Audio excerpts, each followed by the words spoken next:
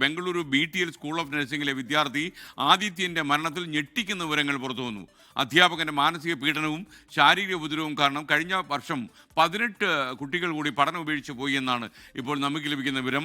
സഹപാഠികൾ ആദിത്യൻ്റെ കുടുംബാംഗങ്ങൾക്ക് അയച്ച സന്ദേശങ്ങളിലാണ് ഈ കാര്യങ്ങൾ വ്യക്തമാക്കിയിരിക്കുന്നത്. 24 ബ്രേക്കിംഗ് ന്യൂസുമായി തിരുവനന്തപുരത്ത് നിന്ന് ഷെവീദ് റാവുത്തർ ചെയ്യുന്നു. ഷെവീദ്, ഈ അധ്യാപകൻ എന്നുള്ള പേര് പോലും അർഹിക്കാത്ത ആളുകൾ ഒരുപാട് ഈ നഴ്സിംഗ് സ്ഥാപനത്തിൽ ഉണ്ടെന്ന് നമ്മൾ മനസ്സിലാക്കുന്നു.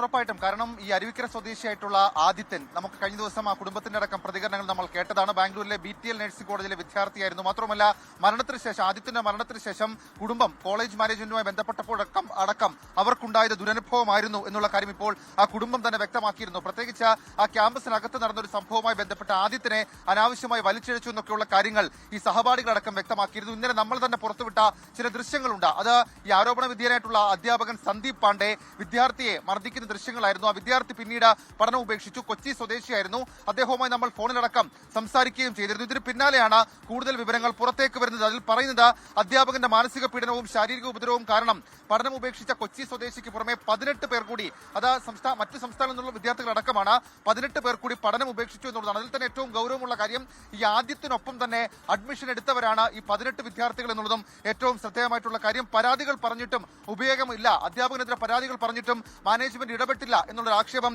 വിദ്യാർത്ഥികളെ സംബന്ധിച്ചിട്ടുണ്ട്. മാനേജ്മെന്റിനും അധ്യാപകർക്കും എല്ലാം ബിസിനസ് മാത്രമാണെന്നും വിദ്യാർത്ഥികൾ പറയുന്നതിന്റെ സ്ക്രീൻഷോട്ട് ഉൾപ്പെടെയുള്ള കാര്യങ്ങൾ പുറത്തേക്ക് വരുന്നുണ്ട്. അവസാനമായി ആദിത്യനെ ഒന്ന് കാണാൻ പോലും അനുവദിച്ചില്ല എന്നും വിദ്യാർത്ഥികൾ ആക്ഷേപമായി ഉന്നയിച്ചിട്ടുണ്ട്.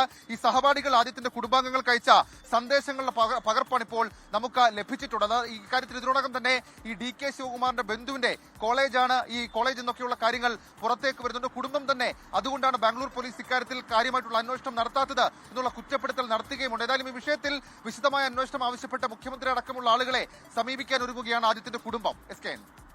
Okay, thank you Shaveed Rawther. എന്തായാലും സങ്കടകരമായ കാര്യമാണ്.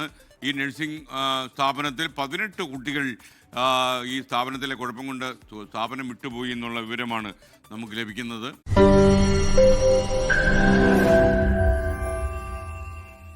ലോകത്തെവിടെയായാലും ഏത് സമയത്തും 24 വാർത്തകളും ഓഗ്മെന്റഡ് റിയാലിറ്റി പാക്കേജുകളും എക്സ്പ്ലെയിനറുകളും വിശദമായി കാണാൻ ഞങ്ങളുടെ YouTube ചാനൽ നിങ്ങൾക്ക് സബ്സ്ക്രൈബ് ചെയ്യാം.